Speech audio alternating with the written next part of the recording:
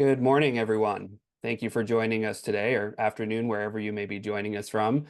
We have lots of participants joining us from all over the country, so welcome to this virtual space. Today, we'll be talking about a really important topic, especially,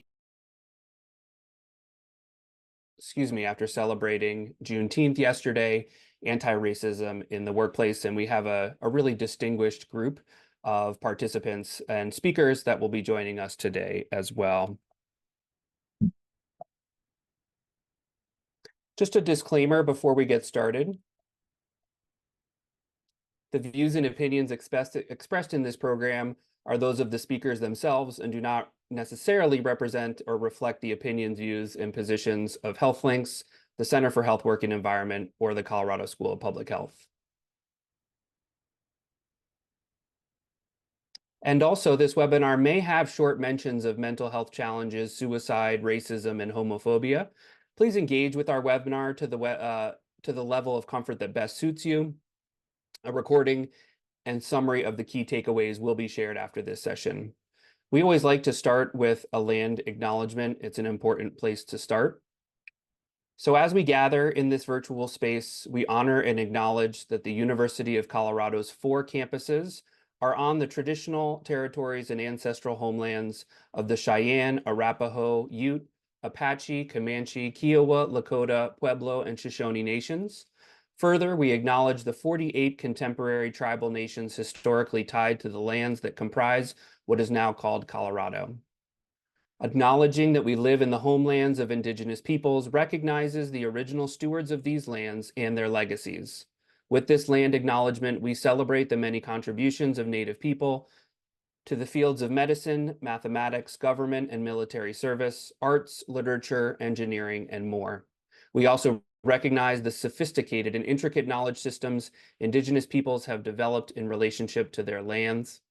And we recognize and affirm that the ties these nations have to their traditional homelands and the many Indigenous people who thrive in this space alive and strong. We also acknowledge the painful history of ill treatment and forced removal that has had a profoundly negative impact on all Native nations.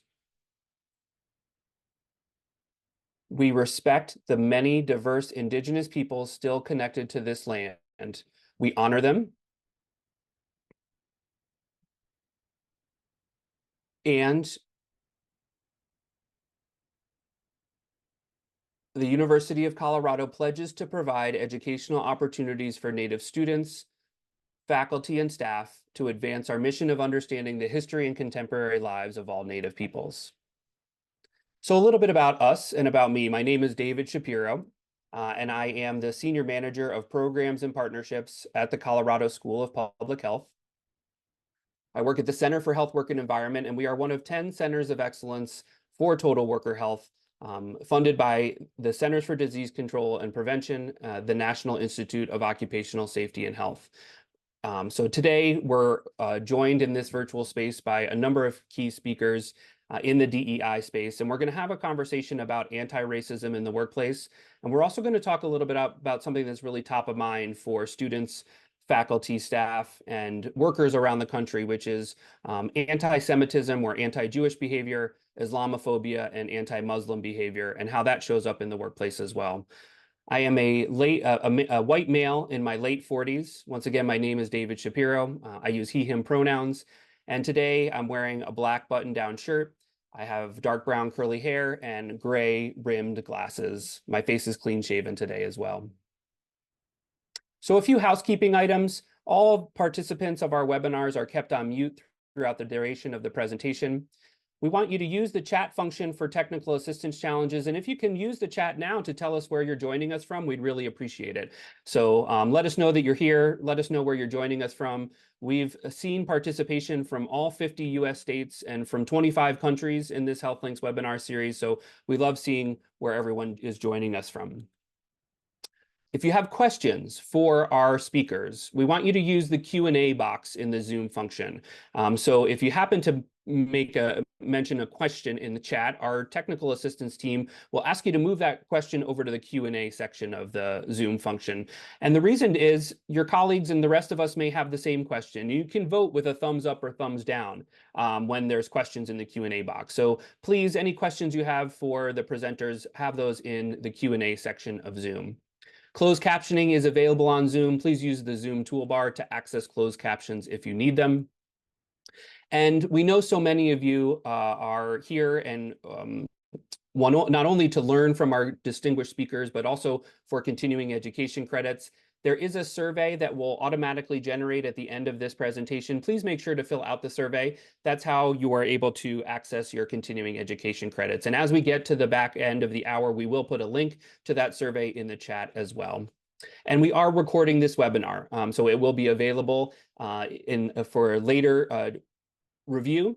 And as a remembrance to everyone, we are recording. So we expect and hope that you'll be respectful of all of our presenters and with your questions and comments.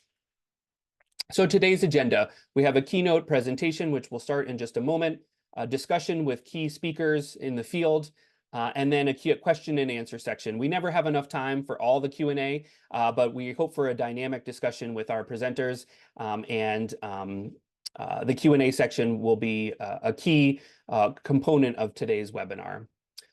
And our hope is that we are able to establish clear goals tied to becoming an anti-racist workplace, that you can learn how to apply an intersectional analysis to improve the employee experience, and also you can devote company resources and figure out which ones are the best to devote to enhance the lives of all employees.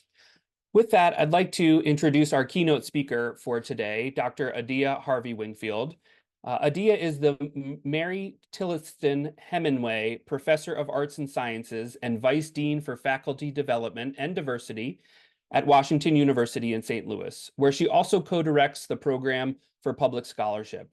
Her most recent book, Gray Areas: How the Way We Work Perpetuates Racism and What We Can Do to Fix It, was named a Library Journal editor's pick and one of Publisher Weekly's best nonfiction books of 2023. In addition to academic outlets like the American Sociological Review and Annual Review of Sociology, her work also appears in The Atlantic, Slate, and Harvard Business Review. She is the recipient of multiple awards, including the 2019 C. Wright Mills Award from the Society for the Study of Social Problems and the 2022 Cox Johnson Fraser Award from the American Sociological Association. In 2023, Adia was elected the 116th president of the American Sociological Association. So thank you, Adia, for being with us here today. I'm going to bring up your slides now. Fantastic. First, thank you for the invitation, and thank you to all of you for your attendance here. I'm delighted to talk a bit about my most recent book, Gray Areas: How the Way We Work Perpetuates Racism and What We Can Do to Fix It. To get us started, I think it's useful to offer a bit of demographic data to put the findings that I'll discuss with you in context. As of 2019, based on the US Census, we know that non-Hispanic white women and men constituted about 30% each of our population. Black women and men constituted about 13% of the population, Hispanic women and men 18%, and Asian American women and men about 6%, with Asian Americans one of the fastest growing racial groups in the United States. So if we look at our racial demographics from 2019, which have not changed substantially since then, what we get a picture of is a fairly racially diverse country with quickly growing groups of workers of color and a lot of racial diversity among Black, Latinx, Asian American, and white workers. Next slide, please. What you'll see on this slide, however, is pretty different from the demographic data that I just shared. And this slide offers us the percentage of white male workers in various jobs from the Bureau of Labor Statistics as of 2017. And what you'll see here is that as of 2017, and again, these numbers have not changed dramatically since then, white male workers were 80% of members of Congress, 78% of state political executives, 85% of corporate executive officers, 100% of the CEOs of Wall Street firms, 95% of Fortune 500 CEOs, 73% of tenured professors, 97% of the heads of venture capital firms, and 97% of owners of television and radio licenses. So there's a quite stark disparity between the representation of workers who are in the most elite, influential, and prestigious of our jobs in the United States and the broader demographics of what the United States looks like. Next slide, please. Okay, thank you. My goal in thinking about gray areas was to try to understand why we have this paradox and why we see such disparities in our workplaces today. We know, for example, that as of 1964, the Civil Rights Act over 60 years ago outlawed racial discrimination. We also know that in the United States today, DEI is a multi-billion-dollar industry. Workers of all races also report an interest in wanting to be in workplaces that address diversity. But we also know that the data show that Black workers remain underrepresented in leadership roles across industries. You'll note from the previous slide that the representations that I show span a variety of different jobs and industries and sectors in the United States. Black workers are also subject to racial wage gaps that do not disappear with increased education, and they are concentrated in lower status occupations with little job security or prospects for mobility. So the big question driving gray areas was to ask, how can both of these things be true? How do we have such a paradox and such a disparity present? Next slide, please. And in thinking about this paradox, one of the core things, or some of the core things that I wanted to underscore were why we see these disparities when diversity is a multi-billion-dollar industry. How does that happen at the same time that workplaces continue to remain so non-diverse, particularly at the top levels of most industries? Why do these inequalities persist 50 plus years after the landmark Civil Rights Act of 1964, which outlawed discrimination in both public and private settings? Why do the top ranks of so many industries fail to reflect an increasingly racially diverse population when people of color and white women are a large and growing number of the United States population? What I argue in the book is that it's not because of a lack of qualified Black workers. We can look in pretty much any industry and find Black workers who are ambitious, talented, motivated, and hardworking. It's not a result anymore of legal explicit racial discrimination, since workplaces and industries rarely openly say that they aim and plan to discriminate against Black workers.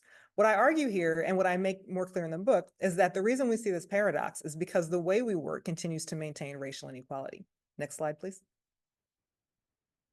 So when I talk about how the way we work perpetuates racial inequality, and I talk about gray areas, what I'm referring to here are the unregulated, more abstract and ambiguous parts of our workplaces that are not necessarily clearly defined as part of our jobs, but still matter significantly in shaping the way that we work. For example, I'm a college professor. My job requires research, teaching, and service, sometimes a great deal of service. But what my job doesn't specify are the facts that if I'm interested in moving into other positions, I need to make sure that I have the social networks and the connections that let me know about opportunities for hiring. If I'm interested in succeeding at my job, I have to make sure that I understand the nuances and norms of the organizational culture in my workplace and that I take care not to violate them inadvertently. If I'm interested in advancement, I have to make sure that I have access to mentors, sponsors, people who can guide my career progression, write letters of recommendation, give me advice, let me know about opportunities, and so forth. None of these things are specified in my job contract, but they are all core fundamental parts of how my work gets done. And this is the case for workers across the board. So what I focus on in gray areas and what I'll talk about for the remainder of this presentation are the ways that gray areas in the form of hiring, organizational culture, and advancement constitute key aspects of how we work that are, again, unregulated, often ambiguous and undefined, and are sites where racial inequality can fester and perpetuate the inequalities that I described at the start of this presentation. Next slide, please. So what Gray Areas does is to focus on the experiences of 7 Black workers in a variety of fields, ranging from chemical engineering to film production to nonprofit work to the financial sector. What I'll talk about here, since we have a limited amount of time, are some key responses from 3 of the respondents that I interviewed. And I'll give you a little bit of information about Constance here. Constance is a chemical engineer at a Research One university. She has degrees in educational attainment from some of the top universities in the country, and is in a tenure track position at a Research One university in her field. Yet when I talked to Constance, I learned a lot about how the emphasis on social networks and connections and relationships mattered significantly for her when it came to hiring and understanding how to move into the job that she held and how to navigate and advance that job. So there are a couple of quotes, or 3 quotes here that I include, and I'll let you read these at your convenience, but I want to really highlight the middle quote because it underscores some of the core core dynamics that Constance faced that were a challenge for her. She told me, quote, going to meet people, get in the in crowd, because I'm introverted anyway, on top of being a Black woman, while not being known, it has been terrible. I hate it. If it was just based on merit, if the networks didn't matter so much, I'd be much better positioned. But the networks are what's missing, so I missed out on all kinds of things: awards, nominations, proposals. So to put this in context, Constance was very clear that the way that she found her job at the research university had a lot to do with her dissertation advisor. He was the person who encouraged her to pursue this job. He leveraged his own connections and networks to put in good words for her when it came to getting hired. But she also pointed out that when she moved into this job, she inadvertently switched fields. So she was no longer in the direct area for which she had trained and had moved into another subspecialty area in her particular scientific field. And doing so meant that she had to rebuild her networks essentially from scratch. And that process of having to get to know colleagues, of having to form these relationships in a predominantly white male-dominated field, meant that while her colleagues and while the field that she was employed in were explicitly, were on paper open to diversity and cared about that particular issue, what that meant was that there were great difficulties for Constance in trying to forge the networks that she needed. Colleagues were often unwelcoming. They were often unhelpful. She faced doors sometimes literally or figuratively shut in her face when she tried to forge the connections that she needed. So this comment here really underscores how much networks matter in hiring, and how for Black women, particularly working in white male-dominated occupations, the unspoken expectation to forge connections, ties, and relationships can really operate to their detriment. Next slide, please. And this slide is from Brian, who is a film director whose context is also really useful because he gives some information about organizational culture. And I'll highlight his top quote and then give a little bit of context about what Brian told me as well. Brian told me, everything most people think about vis-a-vis Black filmmaking, all of their assumptions about how the system is rigged against them, and the majority of Black people think that in Hollywood, those assumptions were proven correct. This is a company that values innovation, values loyalty, values taking initiative, so it claims. But the studio heads put values online that are not espoused. So again, I'll leave the additional 2 quotes for you to read at your leisure in the interest of time. But for context, Brian was hired as a film producer shortly after successive outcry after the Oscars So White movement of 2015 and 2016. And that movement happened because the Academy Awards system nominated all white actors for multiple years in their top categories for Best Actor and Best Actress. The studio that hired Brian claimed that they were responsive to and were taking seriously the feedback that they heard from people in the industry and outside of the industry, and that they wanted to diversify, they wanted to give more opportunities to show films and develop films that focused on the particulars of Black life and the depth of Black experiences, something to which Brian was very committed. But Brian found that when he moved into the job and attempted to bring films written and directed by Black directors to his supervisors, often they relied on an organizational culture that focused on market-based outcomes to justify their unwillingness to advance these films. When they justified market-based outcomes, their go-to was often to say, well, these films don't make money, despite evidence that proved contrary. In doing so, those executives could rely on an organizational culture that focused primarily on market outcomes to justify an unwillingness to support and finance Black films, meaning that even though Brian was hired to specifically to offer new ideas and new films that would focus on the depth of Black experiences, the organizational culture and its colorblind orientation made it impossible for him to do that. And you'll see in some of the subsequent quotes, if you take a look, that there's a history of some of the executives of Brian's company passing on opportunities to make films that went on to be very successful at the box office and show a lot of return on their investment, further disproving the statement and the assumption that Black films don't make money. Next slide, please. The final quote that I'll offer here comes from Kevin, and Kevin is a worker in the nonprofit industry, and he had a really interesting story as someone who moved from primarily working in the financial sector and feeling uncomfortable with that particularly male-dominated environment to wanting to move into education, which he perceived as being a space where he would have more of an opportunity to make a difference and have an impact on creating opportunities for change and for growth. And I'll underscore Kevin's final quote on here, where he says, it's a whole balancing act where I'm trying to modulate my voice, my behavior. And it's hard because I want to be an ally, but if I'm a normal Black guy who doesn't read up on those things, that you always have to be non-threatening, that you have to use a certain voice, then I'm not going to succeed because I'm not going to advance.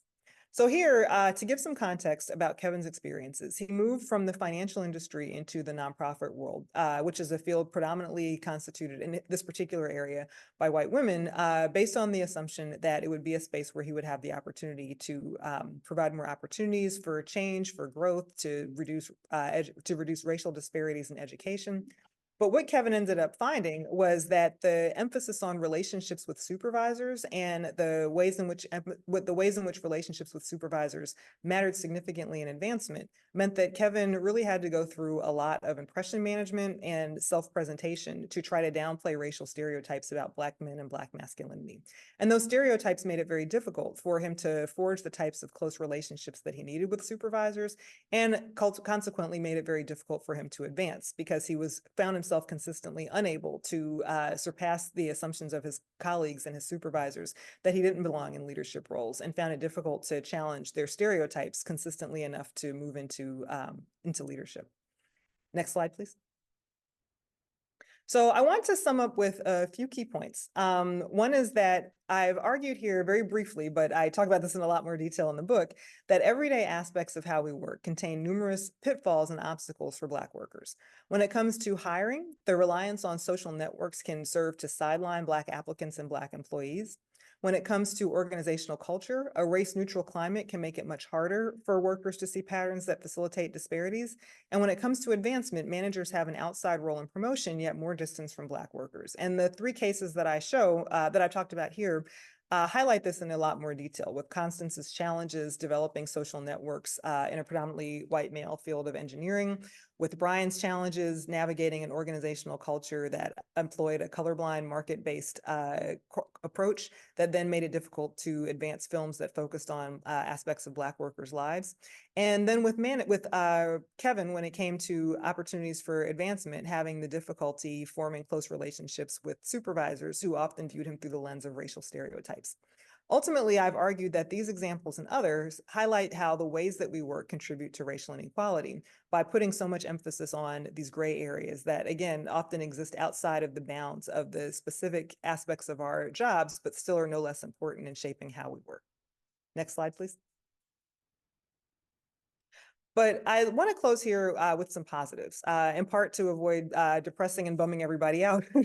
I think it's important to end with the information that there is a lot of research that does document ways that there are solutions to the gray areas and solutions to the racial inequities in workplaces that I've described.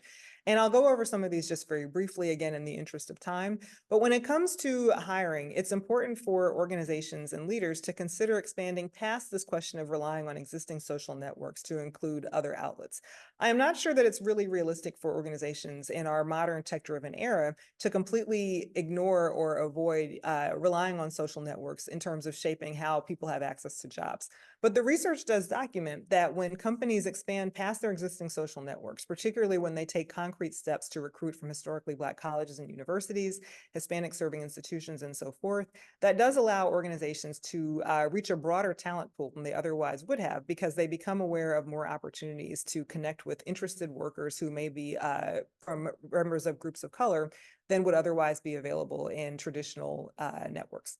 When it comes to organizational culture, I think it's really critical for companies and leaders to focus on replacing the idea of race neutrality with race consciousness. And people always ask me, what do you mean by that when you say race consciousness? What does that actually look like? And I'm not necessarily advocating for organizations to take this to extreme depths or lengths. But what I do think is useful is for companies to realize that attempting to take a race neutral approach where there's no attention to or acknowledgement of racial differences typically has not been shown to erase those differences. When companies take a race-conscious approach in terms of being aware of the realities of racial inequalities present in workplaces, collecting demographic data to identify areas where there are disparities and mismatches, putting together diversity task forces where workers within an organization are tasked with trying to identify pain points within the company and identifying solutions for those. Again, the research is pretty clear. These are steps that show that organizations are serious about wanting to make sure that there are opportunities available for all within the organization, and that they are aware of the ways that racial disparities may be present.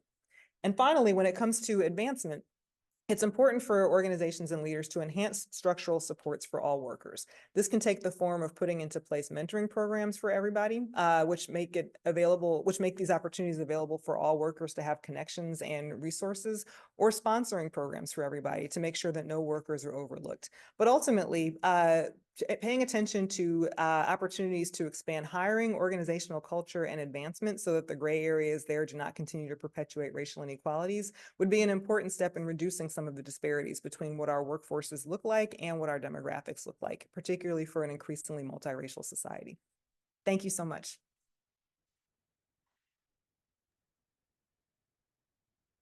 Thank you so much, Adia. We really appreciate your perspective today. We recognize that some of you have been having some challenges with the Zoom slides and video today. It looks like for people who are logged off and logged back in, that is one way to troubleshoot. Zoom has made a lot of updates, so we apologize for any difficulties that everyone is having. Dr. Wingfield is going to be leaving us for the next half of the discussion. So be thinking about your question and answer section. There's a couple things I just wanted to mention. One is this idea of consciousness and curiosity. And the more we approach race conversations with being conscious and with curiosity, I think the better. I also want to acknowledge that we've been hosting these conversations about anti-racism in the workplace since 2020. This is our 5th annual workshop webinar on this topic. And we started with Dr. Wingfield in 2020 talking about the persistence of racism in the workplace. And I appreciate that we're at a place today where we are talking about some suggestions and some solutions and being more conscious about how we're handling this topic. So with that, we're going to shift into a conversation about something that's really prevalent and top of mind for so many of us right now, which is this idea of anti-Semitism or anti-Jewish behavior and anti-Muslim or Islamophobic behavior in the workplace. And we're going to start with Dr. Lisa Glick. Dr. Glick is a diversity, equity, inclusion, and belonging speaker, consultant, coach, and educator. As someone who has experienced both the advantages of privilege and the challenges of bias, she is passionate about building cultures that fully welcome and value our differences. Elisa is Associate Professor Emerita at the University of Missouri, where she founded the Faculty Institute for Inclusive Teaching. And throughout her career, she has received awards for her teaching, inclusivity initiatives, and exemplary leadership. Dr. Glick holds a PhD in English from Brown University, and as the founder and president of Elisa Glick Consulting, she helps leaders and teams develop the mindsets, skills, and systems that create and sustain real change. So I'm going to stop sharing the screen here, Elisa, so we can highlight you and your remarks. And for participants, be thinking about questions you have for our speakers coming up, and make sure to put those in the Q&A so we're ready for that section.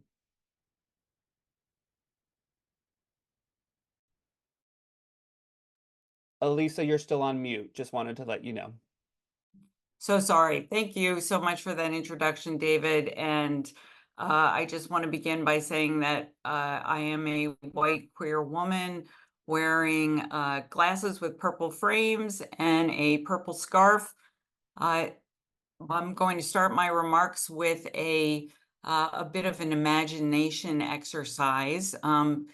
Please imagine that you live someplace where Christmas isn't a legal holiday. It's just another work day. Maybe some people in your workplace have heard of this mysterious holiday called Christmas, but they know very little about it and don't seem to recognize that it's important to you and a small group of your coworkers. Now imagine that your religious holiday is forgotten not just once or twice, but regularly. In fact, every year someone schedules important events or meetings on Christmas, and you have to politely remind them that this holiday is a big deal to you and your family, and no, you won't be available. After you say this, no one ever reschedules the events so that you can be included. Welcome to my world. I was a professor at the University of Missouri for over 20 years, and almost every year people scheduled activities on the Jewish high holidays. Once, when I was part of the Division of Inclusion, Diversity, and Equity, an important meeting was scheduled on Yom Kippur, the holiest day of the year in Judaism. For me, the cumulative impact of these experiences was to make me feel isolated, excluded, and devalued. Anyone who's experienced marginalization or othering at work won't be surprised to hear that I ultimately left my faculty position.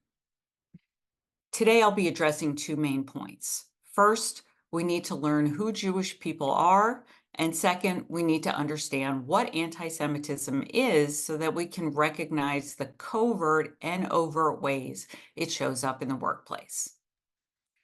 Jewish people are much more diverse globally than folks realize. Jews aren't a monolith. We are multi-ethnic, Black, Asian, queer, transgender, and so much more. People are often surprised to learn that 20% of American Jews experience poverty. There are 1 million Jews of color in the US. Jews are 2% of the population, yet we experience 60% of religious hate crimes. Despite the alarming rise of anti-Semitism in recent years, it's frequently overlooked in conversations about anti-racism and DEI. One reason for this is due to the normalizing of anti-Jewish thinking. If you believe the myth that all Jews are rich and powerful, then it becomes difficult to acknowledge that we face any kind of violence and discrimination. Anti-Semitism is often called the world's oldest hatred, persisting for over 2,000 years. This is why the state of Israel isn't the origin of anti-Jewish hate, as some say. Anti-Semitism existed for thousands of years before the state of Israel was founded in 1948. In light of the impact of global events on our workplaces, it's crucial to recognize that anti-Zionism is not always and already anti-Semitism. Anti-Semitism is typically seen as religious bigotry, but it's also directed against Jews as an ethnic group. Hatred against Jews as a people has taken different forms and intertwines racial, religious, and nationalistic prejudice. In his now classic article, Skin in the Game, Eric Ward explains how white supremacists see Jews as an existential threat to whiteness.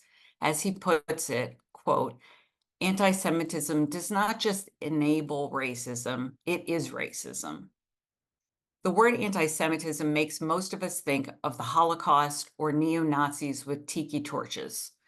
As a result, it's more difficult to recognize normalized forms of anti-Jewish discrimination and hate in today's world. Recently, Jews have been experiencing more overt forms of anti-Semitism in the workplace. This can take the form of offensive jokes, comments about physical appearance, microaggressions, and exclusionary behaviors. A lack of religious accommodations can be a form of anti-Semitic behavior, as I described in my own personal story. A recent study of US hiring managers uncovered that anti-Semitism is more pervasive in the workplace than many think. 17% of hiring managers said that they were told by leadership not to hire Jews. A staggering 26% reported being less likely to move forward with Jewish applicants because they perceive Jews as greedy and having too much wealth and power. I want to conclude my remarks by emphasizing that anti-Semitism poses a threat to democracy and a danger to everyone, since it fuels other forms of hatred like anti-Black racism. Here are 4 ways to stand against injustice and anti-Jewish hate at work. First, don't gaslight employees who report anti-Jewish bias. Take their experiences as seriously as you would take other reports of discrimination. Second, establish clear anti-discrimination and religious accommodation policies. And by the way, no one should have to go to synagogue to qualify for an accommodation. Secular Jews deserve their celebrations just as secular Christians deserve theirs. Third, recognize the specificity of anti-Semitism, anti-Palestinian racism, and anti-Muslim bias in your DEI programming. Fourth, create spaces to have courageous conversations about the current political climate and the intersection of religious and racialized bigotry. this is what my own work is about. It's more important than ever to address these issues. The labor of repairing the world calls on each of us to excavate and dismantle all forms of hate, not only within our workplaces, but also within ourselves. Thank you. Thank you so much, Dr. Glick, for those remarks. And, I'm just also, once again, thinking about Adia's first presentation, being conscious, being curious, and treating one another as human beings. And your story is powerful, and really appreciate your remarks today. We do have time for Q&A coming up soon. First, we're going to introduce our next speaker. So be thinking about additional questions for Dr. Glick and our upcoming speaker, Dr. Gassam Asari. So it is my honor at this point to introduce Dr. Janice Z. Gassam Asari. She's the founder of BWG Business Solutions, an award-winning DEI consultancy designed to help organizations create cultures. I'm going to share my screen real quick so I can have Dr. Janice's picture up. Dr. Janice has had the opportunity to collaborate with Google, Amazon, Yale University, Nordstrom, H&M, and PayPal Venmo, among others. She is the author of 2 best-selling books, Dirty Diversity, A Practical Guide to Foster an Equitable and Inclusive Workplace for All, and The Pink Elephant, A Practical Guide to Creating an Anti-Racist Organization, and her new book, Decentering Whiteness in the Workplace, which is a great read, by the way. She is a senior contributing writer for Forbes, having authored over 400 articles, a Harvard Business Review contributor, and a LinkedIn Learning instructor. In 2022, Dr. Janice was recognized as one of LinkedIn's top voices in racial equity. In 2023, she was recognized by Gusto as one of the top 25 top workplace experts to follow. Dr. Janice is a PhD-trained industrial organizational psychologist, having taught both graduate and undergraduate courses across different universities in New York City and Connecticut for over 7 years. She is a 2-time TEDx speaker and the host of the Dirty Diversity podcast, where she discusses all things diversity, equity, and inclusion. During her free time, Dr. Janice enjoys volunteering as a job coach for the Coalition for the Homeless. So thank you again, Janice, for being here today. I'm going to pull up your slide and stop sharing my video. Thank you so much, David. It's an honor to actually be part of this really important conversation, especially right now with all of the conversations happening. And so Dr. Glick really provided great insights into anti-Jewish bias. And so I wanted to further the conversation by highlighting ways that anti-Muslim bias shows up in the workplace. So number one, thank you. So I think we all know, and we can all recognize that post 9/11, there were shifts in this country regarding the way that people viewed Muslims or people perceived as being Muslim. You know, there was a spike in anti-Muslim sentiments and Islamophobia post 9/11. And what was really interesting is that the EEOC noted that even people who were perceived as Muslim, who were not necessarily Muslim, you know, individuals that were Sikh or who looked like they were Middle Eastern, experienced discrimination and bias in different forms, both in and outside of the workplace. I'm sure we've all heard stories of people being profiled in the airports.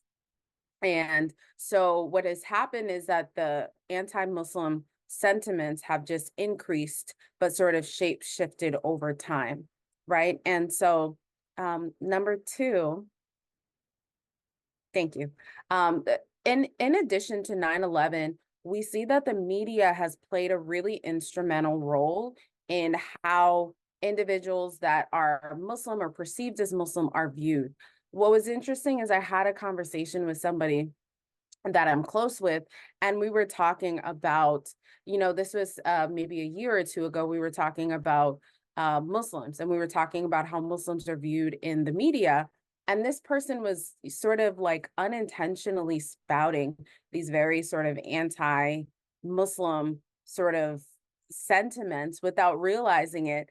And at the end of the conversation, we sort of peeled back the layers, and this person shared with me that they had no friends that identified as Muslim growing up. They didn't have any interactions with people who were Muslim, and a lot of their perceptions of Muslim people were based on what they saw in the media and in the news. And there is a in the United States and in Western media, there is a very Christian slant to the news and the media and the things that we consume, right?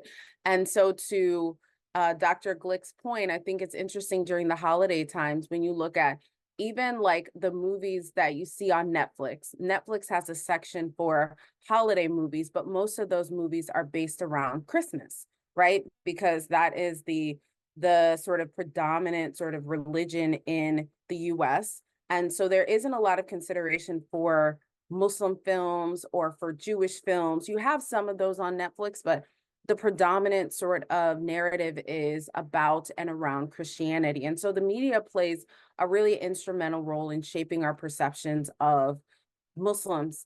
And what we've seen over time since 9/11 is that anti-Muslim sentiments have increased.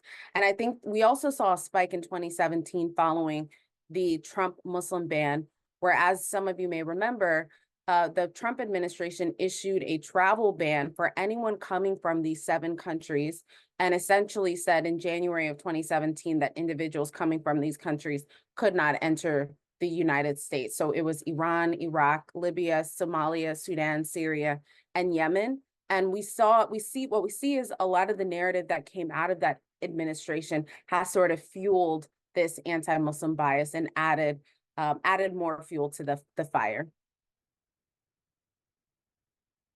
Thank you. So the way that anti-Muslim bias manifests in the workplace has been, we've seen a few different sort of manifestations, right? And I think that one of the most sort of prevalent manifestations of anti-Muslim bias is in the hiring process, right? So when someone applies for a job, there have been several studies that have indicated that name bias or name discrimination is a big issue, where someone's resume is being reviewed and they have a Muslim sounding or Arab sounding name. And there was actually a Swedish study that was done looking at Swedish sounding names and Arab sounding names. And what they found, unsurprisingly, was that individuals with Arab sounding names were less likely to receive callbacks on their resumes than those with Swedish sounding names. And they've replicated these studies over and over and over again, right? And so name discrimination is one issue that is seen a lot in the workplace, as well as sort of the bias that is experienced by individuals that identify as Muslim, right? There have been several cases of religious discrimination where, for example, a group of workers may request time off for Ramadan or may request accommodations for when they are able to eat, right? Because during Ramadan, you're not able to eat during sunlight. And so you may request an accommodation from your employer. And we've seen so many cases where employers deny these accommodations, or there isn't consideration for individuals and their Islamic individuals and the religious sort of practices and observations that are practiced by these individuals. Another form of bias that is seen in the workplace is the harassment and exclusion that is experienced by individuals who identify as Muslim or those perceived as being Muslim. So what's interesting, again, is that it's not just individuals who are Muslim, it's those individuals who we perceive to be. So Sikhs, for example, are individuals who, the men who are Sikhs, they wear turbans. They're not Muslim, but they're perceived to be Muslim. So there's a lot of discrimination that they can often experience, and harassment and exclusion, both in and out of the workplace. So the way that anti-Muslim bias manifests is, we see these different sort of manifestations in the workplace, in the hiring process. And then once you're actually in the workplace, there is a lot of exclusion that individuals who identify as Muslim often experience. And post October 7th, we've seen that spike increase as well. So there have been, over time, I would say, if we're tracking since 9/11, there have been these spikes in anti-Muslim bias and anti-Muslim sentiments, and different events have sort of caused those spikes. And so the next natural question is, so what can be done? Like, how do we address anti-Muslim bias, specifically in the workplace? And it's important to ask this question as if any of you are individuals who make workplace and employment decisions, but also as just somebody who may be a bystander. You might not identify as Muslim or Arab, but you may witness anti-Muslim bias taking place. So what can be done? So it's important to emphasize the role of education, right? And I think that as I realized when I was having a conversation with the close friend of mine about their perceptions of people who identify as Arab, a lot of people, especially here in the US, don't have interactions with Arab individuals or individuals who are Muslim. And a lot of what is seen in the media sort of shapes our perception. So education is a vital part of dismantling and disrupting anti-Muslim bias, helping people understand sort of, there's a lot of perceptions of, what Islam is and what Islam isn't. I think that when we saw this sort of uprising that happened in Iran a few years ago after the death of the young woman who was killed while she was in police custody, I saw this narrative of people saying, Muslim women are in Iran are oppressed. Muslim women are this, Muslim women are that. So there's a lot of misconceptions about Muslim people and what Islam is and what Islam isn't. And so education plays a really vital role in that. Also, making sure that we are providing counter stereotypes, right? I think that there is this perception, there's a lot of perceptions, especially post 9/11. Someone might make a joke about getting on a plane and feeling uncomfortable because they see someone who looks Arab, right? But it's important to provide counter stereotypes in that education so that people understand that those are simply just stereotypes and this is not the norm. And then also providing opportunities for open dialogue is so vital.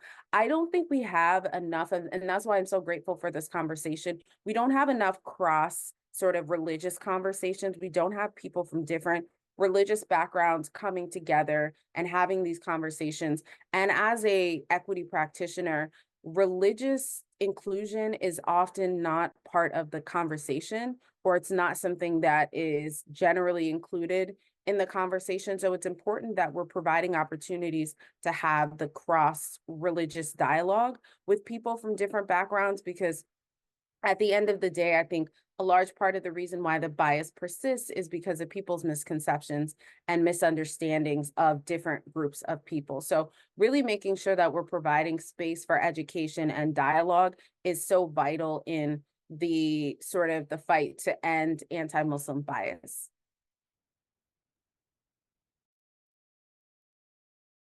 Thank you so much, Dr. Janice. I completely agree. Collaborative conversations with multiple perspectives really will help go a long way, I feel like. So I'm going to ask Dr. Glick and Dr. Janice back in. I have a feeling our audience is just soaking in so much great content right now. So as we, look at the question and answer, there is one very relevant question that I think, Janice, I'll start with you at, if you don't mind, which is, in the news, we see that there's a clear, perhaps, effort to dismantle DEI initiatives in a lot of corporations, in a lot of universities, in certain states right now. And so we're wondering, and I know both you, Dr. Janice and Dr. Glick, are also DEI consultants, in addition to the important remarks you've given today on religious communication and supporting a variety of religions in the workplace. But I'm curious your thoughts about this idea of the dismantling of DEI initiatives, and if there's ways for individuals on this webinar who, our audience is generally human resource practitioners, small business owners, health educators. What are some things that we should all be aware of in terms of this threat to DEI, or even some strategies for, either dealing with it or getting around it? Do you have some thoughts there on some high level concepts we should be aware of? Yeah, I'll start off and I'll say that I think even the term DEI has become very off-putting. in 2020, when I wrote the book Dirty Diversity, I was just like joking around about the fact that diversity had become a dirty word. And I think 4 years later, we're seeing DEI and terms like critical race theory experiencing the same sort of vilification. And so I think that even being mindful of the language that is used, it can sort of make people more open or less open to, or less receptive to engaging in equity sort of practices. So I don't even use the term DEI in the workshops that I'm doing. You know, I might say inclusive hiring, right? Which is essentially DEI, right? Making sure that we're hiring people, the best candidates, but ensuring that we're making efforts to hire people from underrepresented backgrounds. That is DEI, but I'm not calling it DEI hiring, right? So I think that it's important to be mindful of the language that we use when we're describing some of these initiatives that we're engaging in. And unfortunately, I think that at the end of the day, with for-profit businesses, people want to know, how is this going to make us money? And so really emphasizing that this isn't like a charitable, I'm doing this to be empathetic or to be, you know, do something good for Black people, for example. It's like creating an environment where it's not toxic, where we enjoy working in these spaces. It benefits all of us. So what is the shared benefit of these practices? I think is also something that's important to emphasize, because what the anti-DEI folks have sort of done is that they created a powerful sort of propaganda around what DEI is and what DEI isn't. And a lot of people think DEI is just hiring people who are unqualified for different positions, right? And that's not what it is. And so I think really making sure that people understand that this isn't charity work, but that there are actually tangible benefits to engaging in equitable practices is important. And then also sort of emphasizing that all of us are oppressed by the same systems, right? And so me as a Jewish person, or me as a Muslim person, or me as a Black person, we are all experiencing oppression under the same system. And all of us have sort of marginalized identities that are visible and invisible that we belong to. So if we create a workplace and a world where everyone feels like they are included and feel like they have, you know, equal opportunities and equal chances, it benefits us all. So I think there has to be an understanding of the shared benefits in order for people to want to engage in DEI work. Great. Thank you so much for that. You know, it makes me think of some words we've seen come into this space more prominently now, like inclusion and inclusivity. Also, belonging is another word that we're seeing a lot of companies gravitate towards. And words do matter. We understand that, and can have a variety of different meanings. Dr. Glick, did you have anything you wanted to add to that? And just a reminder, you're on mute again as well. Thank you so much for the reminder. I got excited and you could tell I was about to speak.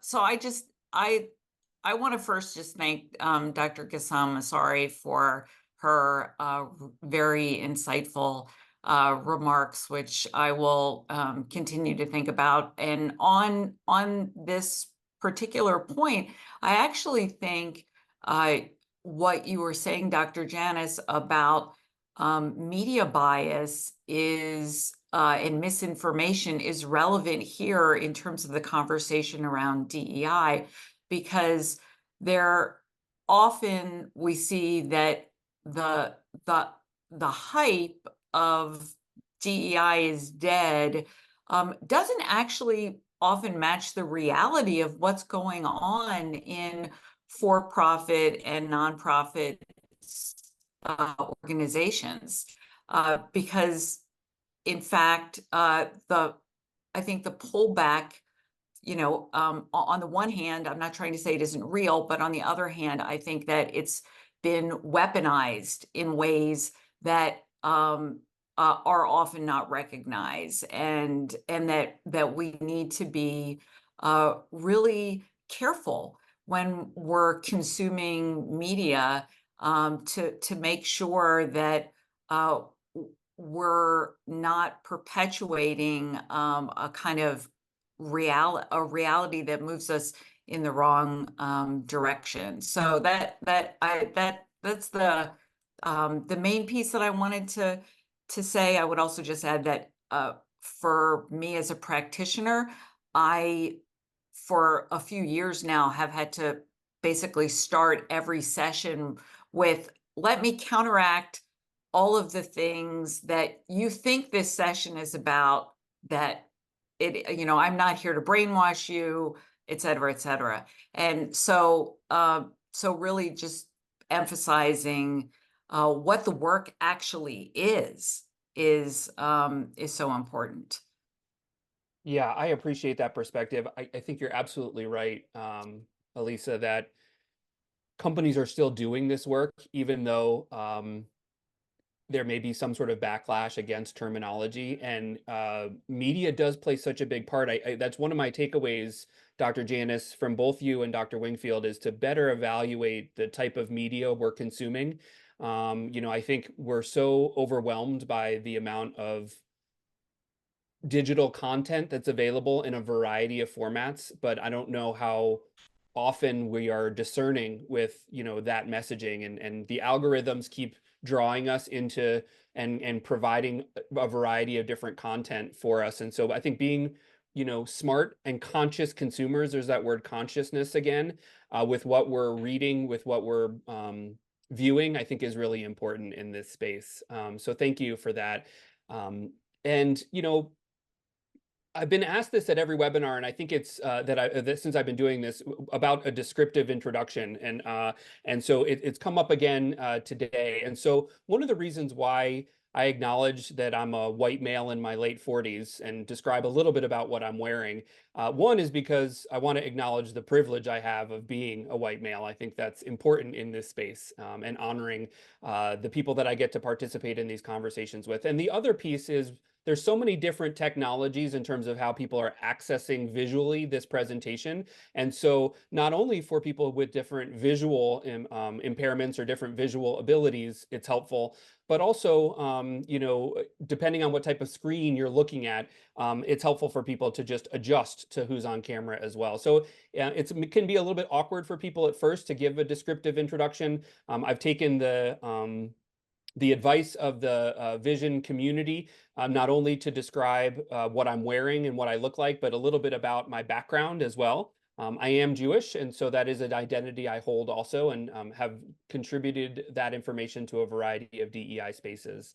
I want to go to one other question about employment opportunities and training for human resource managers specifically. And I think I'll start with you again, Janice, if you're okay with this. Both Dr. Wingfield and yourself have talked about the importance of engaging with the human resources community. We know they play a really important piece of this, but what specifically are we talking about when we're saying additional opportunities for people, whether it comes to their employment opportunities, or someone is what would you recommend specific trainings for human resource managers? Talk to us a little bit about the hiring and onboarding process and how important that is as part of an inclusive workplace, if you don't mind. Yeah, I think that in both the case of, anti-Jewish sentiment and anti-Muslim sentiment, something as simple as a person's name can be an indicator of so many things, right? A name, some people can tell whether a person is Jewish or Muslim, or, their national origin or their gender from their name.